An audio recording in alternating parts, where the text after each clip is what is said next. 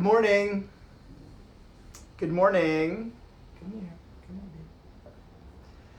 Good morning. Good morning, Hong Kong. Good morning. Hi, Kitty. Hi, Anita. Hi, Jennifer. Hi, Tracy. Hi, Jessica. Hi, Freddie. Hi, Freddie. Hi, Linda. Hi, Linda. Hi, Regina. Yes, good morning. Good morning. Yes, Kelly. Yes. It's a new week. It's a new shirt. Hi, Jillian. Hi, Tanya. Hi, June. Hi, Elaine. Hi, Vivian. I see you over there. Hi, Melissa. Hi, Honey. Hi, Clary. Hello. Hi, Diana. Good morning. Good morning, New York. Hi, Amy. Hi, Venus. Hi, Venus. Nice to see you. Hi, Christina. Hi, Yoon. Yes. Hi, Ronnie. Hi, Serene. Hi, Serene.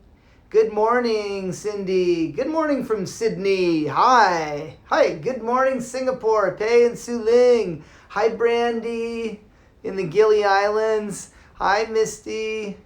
Good. Bonjour. Bonjour. Yes. Bonjour. Hi, Miko. Hi, Miko. Hi, Faye. Hi, Jessica. There you are, Matt. Hi, Matt. Good to see you, buddy. Hi, Angel. Yeah, it's actually navy blue. It's navy blue. Hi, Agnes. Hi, Yuchin. Hi, Shanghai. Hi, JD. Hi. Hi, JD. Hi, the green something. Hi, Stella. Hi, Shelly. Yeah, my cat's here. Hello. Hey, hey. Hi, hi. Good morning. Hello from Japan. Hi, Keiko. Hi, Keiko. Hi, Anna. Hi, Stella. Hello. Want to come and say hi? Want to come say hi? Hello. Say hello. Say hello. Hi, Eva. From Anchorage, Alaska. Hi, Eva. Hello. Hi, Mirna. Buenos dias, Mirna. Buenos dias. Hi, Dubious Forest. Hello. Yes. Hi, Lisa. Hi, Michelle. Good morning, Dada. Good morning. Good morning, Cece. Good morning. Good morning, Mom. Hi, Mom. Hi, Faye. Hi, Faye. Hi, Danny. Yes. Good morning. Yes, Liz. Thank you for noticing. As you can see, I adjusted the shelves slightly. Because Kailash was to my left, I decided to put Ali a little closer. He was looking a little bit up too high. Hi, Lynn. Hi, Gil. Hi, Rachel. Hi, Lizzie. Hi, Bertina over there in Toronto. Hi, Lisa. Hi, Elise. Hi, Elise. Hi, Matthew. Matthew Sims. I see you there, buddy. Hi. Hello, Lawrence. Yes, good to see you, bro. Good to see you. Hi, Mary. Yes, this is this week's shirt. It's navy blue. It kind of looks black, but it's navy blue. I thought it went with my yoga tank top. Anyway, happy Monday. Hi, Nav. Hi, Nav. Good to see you guys. Okay, so I have good morning, Pansy. Good morning, Pansy. Hi, Jiva. So hello, Emilu. Hi. So today's talk, I wanted to discuss today techno music, and I can just see what'll happen in the comments now. Techno music. Techno music. I watched yesterday. I watched a little clip of Hi Ada. I taught. There's Jim. There you are, buddy. Yes, Fabric Workshop. Yes, sir. Hi, Allie. I want to talk about techno music. And before you shut this off, oh my God, techno music. I want to discuss it for a second. So, techno music. I watched Ellen DeGeneres, who I think is brilliant. I watched her yesterday. There was a little interview she did with Claire Danes. And Claire Danes she's famous from that TV show, The Homeland or whatever. I didn't really get into it, but it seemed like it was quite popular, so maybe you guys liked it. Anyway, my cat's really playing cuddly right now. And she doesn't usually, so I'm taking advantage of it while she's doing that. I'm petting her. So the techno is this, as we all know, it started out as a very underground music scene in the 80s and the 90s. It came to light in the 90s, but it was developed in the 80s. And techno is it's electronic music that's driven by a beat, right? It has like a doo, doo, doo, doo. And so techno is a very sophisticated electronic music form. It's very sophisticated. It has very incredible subtleties, right? Like anything, yoga or wine or clothing or whatever, there are degrees of sophistication. There are low levels of sophisticated techno, and there are high levels of sophisticated techno. And the low levels are shit. They're crap. It's terrible. It's the worst. And the high levels are incredible. They're like the producers, honestly, they're like Beethoven. They evoke an emotion that is first unseen. It's hidden, and it is, when it happens, you're like, you cannot believe how the construction of their music somehow opened a door in you, and you're like, whoa. And so yeah, Marcia, you only heard low level. So anyway, I'm watching Ellen DeGeneres, and Claire Danes says, Ellen says, I heard you like techno music, and then it's like a funny thing, ha ha ha. And then so she puts on the song, and she has some lights going to sort of elicit a club atmosphere, like where you listen to techno, and it's like super low level, terrible, shitty techno. It's not even techno. It's EDM. It's not techno. It's EDM. It's terrible music. It's like awful, and then they're making fun of it, right? And Claire Danes is desperately trying to make light of it. She's like, well, this isn't really good techno, but ha ha, they're dancing and they're making fun of the atmosphere. Anyway, I was watching it, and I was like, wow, it's so easy to dismiss things you don't know about. You have a touch of what you think something is, but you don't really know. And then our mind, like me or you or anyone, we will make a judgment, and we will make a label. And we will desperately not want to be labeling things we don't know, but our mind works like that. It's not like a conscious decision. Oh yeah, it's just the mind is programmed to do that. Good and bad, yum yum. So techno is the song structure. Let's say you have a song anywhere between 4 minutes and 8 minutes in length, okay? And the song builds, like you'll have a full minute or 2 or 3 where it's just a beat, boom, boom, boom, boom, boom, with some subtlety, like tss, tss, tss, tss, or whatever. And then over this period of time, it builds like little by little, and then it creates these drops and these highs and all sort of texture and experience within the music. But it doesn't show you what it is initially. It doesn't show you. It's like you have to stay with it. You have to stay with it.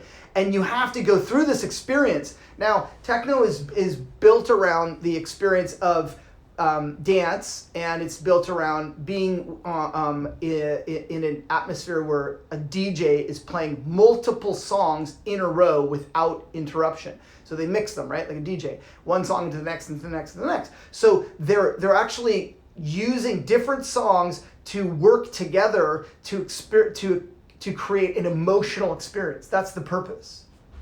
That's the purpose.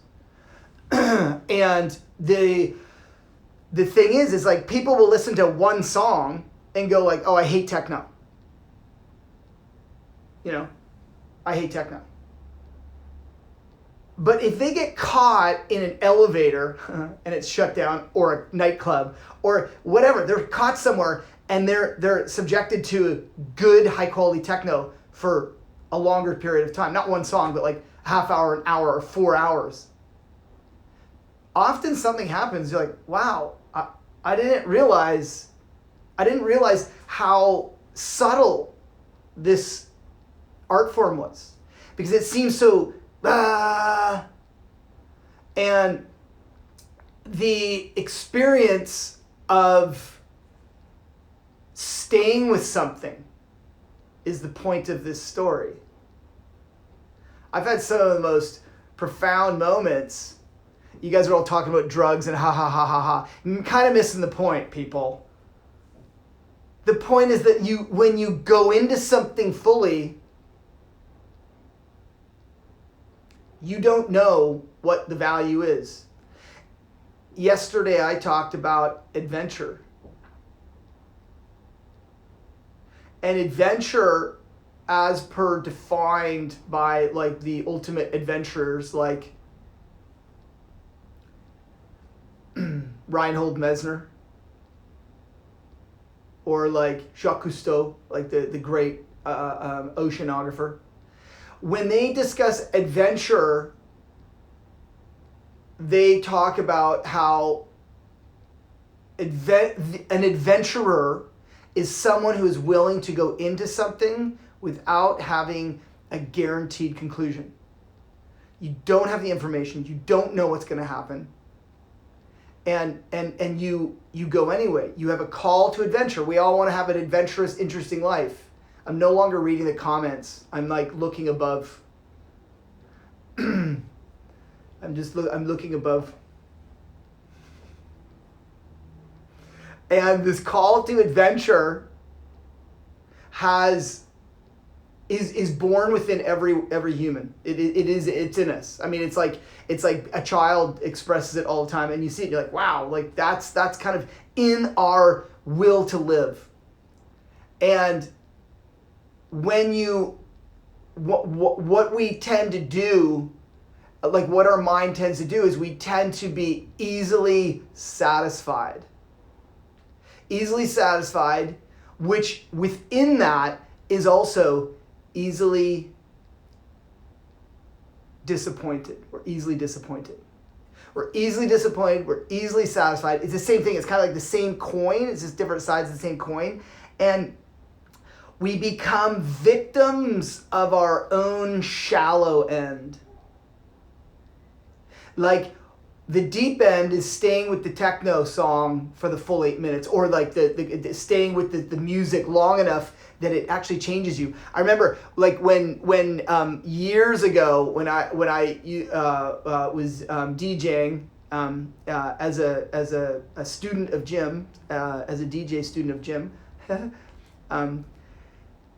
I had this T-shirt that I loved that said, "Don't change the music. Let the music change you." And I thought it was a cool shirt. And later, years later, I realized, I mean, that is yoga in a nutshell. That is yoga in a nutshell.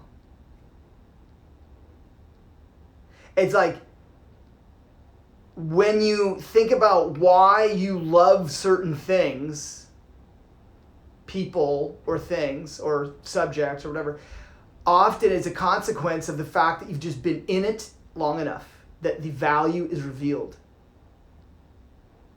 Like, my favorite songs from when I was young, they're the ones that I heard the most. High school. And it's like, we're so easily satisfied with what we got that we don't heed to the call of adventure, where like I should like expose myself to something that maybe has a key to unlock something of my heart or my mind. In order to experience something more completely, like I'm suggesting techno as an example. Some of you guys like techno, okay, fine. But I know many of you have never heard real highbrow techno, and hi so. And in order to fully experience something, we need to prepare. It's like if you go like, hi cousin phrase. It's like when you're attempting to have a new experience. I have this. My sister. Here's an interesting story. My sister has had so many interesting people in her life. Her path has crossed so many interesting people. I'm always desperate to listen to her stories because I feel changed by the stories. And one of the stories, when she moved to Los Angeles, she was friends with this guy. I guess I have to leave names out of it. His name's super cool too.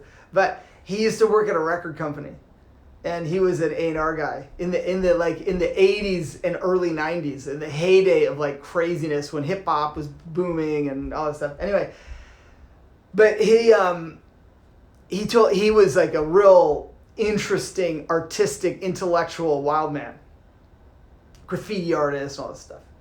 Anyway, he told me this story. He was like, we were talking about influences. This is years ago. This is 20 years ago. And we were talking about influences, and he said one of his main influences was William S. Burroughs, right? The American writer. That guy, he's a badass too. William S. Burroughs. And he said, and next retreat, highbrow techno, definitely. I'll bring Jim. Jim will techno DJ. Him and Matt can go head to head, back to back. Anyway, he said that William S. Burroughs was one of his like favorite writers, and he loved his stuff, and he felt compelled to give back to him.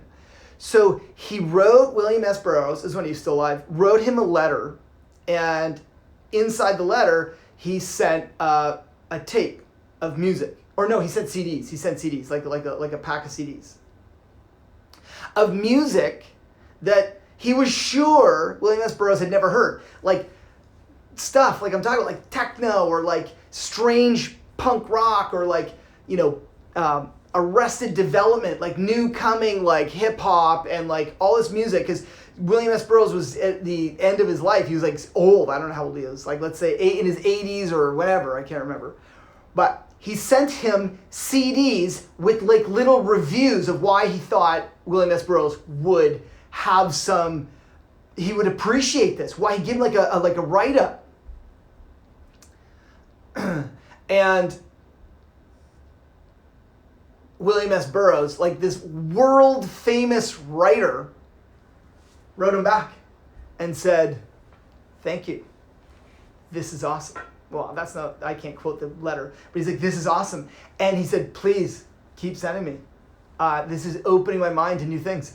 The guy was like in his 80s or his 90s, and this young hipster was sending him CDs and like giving him access to things that he otherwise wouldn't be really connected to. He would never find that. It's like when you go, if you're into techno, sometimes like I'm always stunned, like at Burning Man or wherever you go to like a good techno club, and like you're in the heat of like,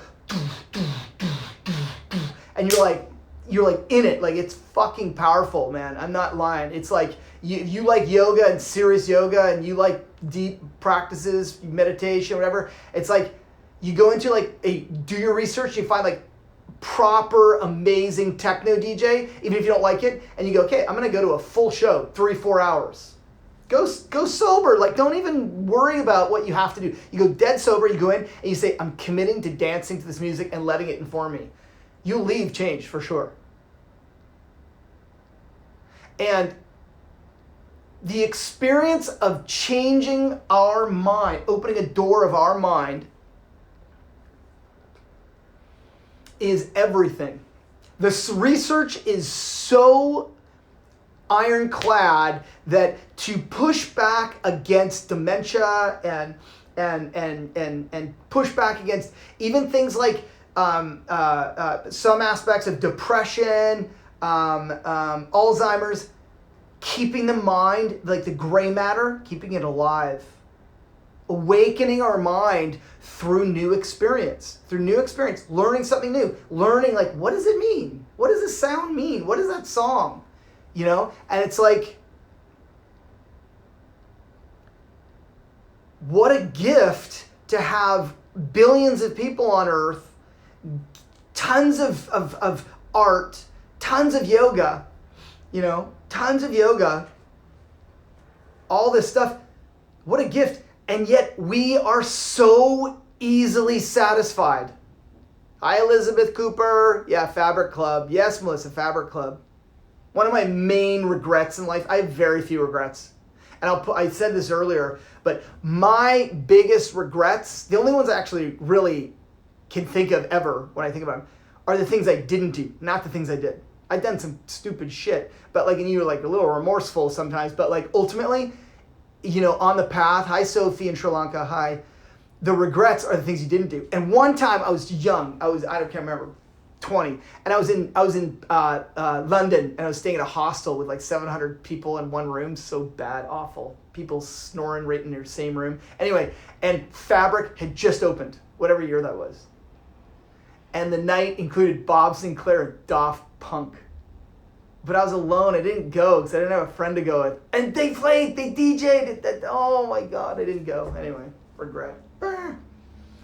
Anyway, we are too easily satisfied. And I am in that same camp. I'm with all you. It's we need to be willing to check our judgments and our complacent yum and yuck and go, maybe I don't hate, when I moved to Hong Kong, I swear I was ew, Chinese food, no, Chinese food. Now I love Chinese food. I mean, I live here, so Hong Kong and China, it's I have super highbrow Chinese food. You go to China, and my loving friends in China and my students and fellow teachers take me out to amazing restaurants, and you have the best meal of your life. But somebody oh, I don't like Chinese food, or oh, I don't like techno, or oh, people oh, I don't like pranayama. Really? Have you tasted seriously high quality fiction or pranayama, or something that's it can open our minds, it can change us? And what else do we want? The material path of our life, to have more is great. And we can spend from morning till night, 7 a.m. till midnight, on our mission of work to gain more and move forward. But if we're not having experiences day by day that are shifting our mind open through music and art and yoga and all that stuff, then we are leading ourselves to a quite a narrow path when we're adults. I know I'm preaching to the choir. But it's yesterday I talked about the Joseph Campbell's talk, and he was saying, one of Joseph Campbell's great quotes is, follow your bliss. When you follow your bliss, I can't quote him completely, but he says, when you follow your bliss, when you follow a true knock at your heart, that is something I'm interested in, then doors will open for you that not only were not there before for you, were not revealed to you before for you, but are not there for other people. That our own passion and true deep knock at the heart is that path's for me. Or that seems strangely interesting. Doors open that weren't there before. Now, what does that mean in terms of this techno thing? Well, techno is an idea of anything you might be interested in. And I will take it further. 2 days ago, I talked about how important it is to have people that we can observe and recognize as wise. They are wise, and we can use them as mentors. People we know, you, Ali. And you go, I want to trust them in some way to take me further outside of the narrowing parameters of my judgments and my memory and experience.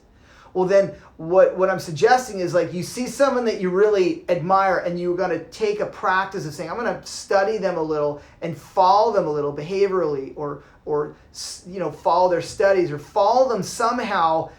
So we're not just leading ourselves.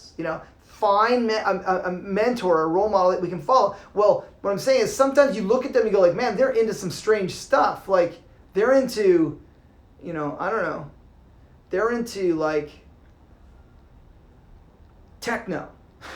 or they're into, classical literature, and like someone that you admire, you're like, well, I'm gonna just try that. I'm gonna give it a wholehearted, not a shallow try, but like a proper try, and give it a vetting and see like what could come into my life, what doors would open if I attempted to move into this, and I think that, and I feel this way by myself. I'm like, I am just catching on to stuff. I'm almost 500 years old, and I'm just catching on to some stuff that I used to dismiss. And I realized, man, for a long time I felt like I knew the good stuff, or I was on the right path. And then you look back, you're like, God, when I thought that, whatever year, I was like, my path is still really narrow. And it isn't to get all hyped up like, oh my God, I got to go try everything. And I'm not saying that. Don't try everything. Got to go here, got to go there, got to go to this, got to try that. 10 seconds of that. Meet everyone, go to every major event, and then I've done it all and know nothing.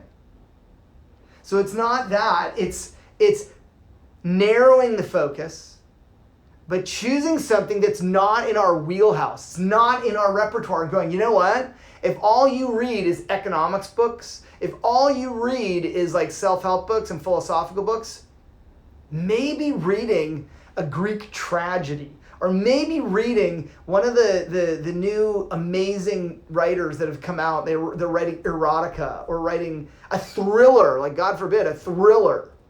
Reading something that's like totally out of your wheelhouse, because there's that great cartoon from the New Yorker where there's two girls sitting at a table, and one girl says to the other girl, yeah, I really want to go to art school, but I just don't think I'd learn anything. And I just love that. I love that. It's like, yeah, I'd love to try like dance or listen to techno, but I just don't think I'd like it. It's like we're so easily determined to know the result of something we've never really tried. Yeah, I'd really like to try yoga, but like, I don't know, I'm not really into that. Like the tight clothes and the people and the chanting or the I mean, I was totally like that in so many ways, and still am, and don't know it right now. I will later, hopefully. But like in the beginning, it's like, oh yeah, I really like yoga, but I don't like the chanting, or I really like the yoga, or I don't like the meditating. It's like not all the yoga and none of the granola, like those classic LA taglines. It's like, whoa, we're so easily convinced that we know what's good and bad, The highest form of wisdom is classically coined as observation without judgment, Who knows, man? Give it a try. Techno. Techno music as an example. I'm not saying y'all gotta go try techno, though, like, we could give you some good sets to listen to on SoundCloud. Jim has some on SoundCloud. I'll send a link to. And what are we saying? What have we got to today? Techno music? Is that the title of this? Go to a dance floor and get lost. I remember that Pema Chodron, the famous Buddhist nun, who's the sort of the most profound student coming out of Trungpa Rinpoche from the Tibetan tradition of Buddhism. She famously was saying, like, we are all looking for somewhere to find ourselves, whether it's on the yoga mat, in the monastery, at the church, at the top of a mountain, at the base of a mountain, or in a dark, sweaty basement club dance floor.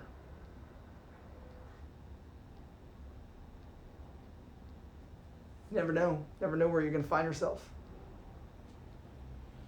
Maybe we choose something that's out of our wheelhouse. I will too. And we find someone who's really in the know, and we go and explore. Like William S. Burroughs and my sister's old friend. Gonna listen to Arrested Development or Beastie Boys. Check your head. That's a great album. Okay, you need a list to convince you of the techno stuff. That's Mount Kailash, and that's the axis of the universe in Western Tibet, under the concept of Hinduism and Buddhism and Jainism. It acts as an anchor for the chaos of life around us. So we use it as a mental, an archetype of some stable center as our life and everything seems to be swarming around in a storm. We can use this as a place to find stability within chaos. This is Muhammad Ali, greatest of all time. Tomorrow, 9:30. I'm teaching class right now, people. I'm teaching class right now. I can't wait to hear what things you guys looked into, who you found that was a master of some weird subject and you looked into it, music or art or whatever. Give yourself a push. Give yourself a push. And now I'm teaching on Pure Yoga Facebook. I'm already late. Level 1, Pure Yoga Facebook. Okay, good morning and goodbye.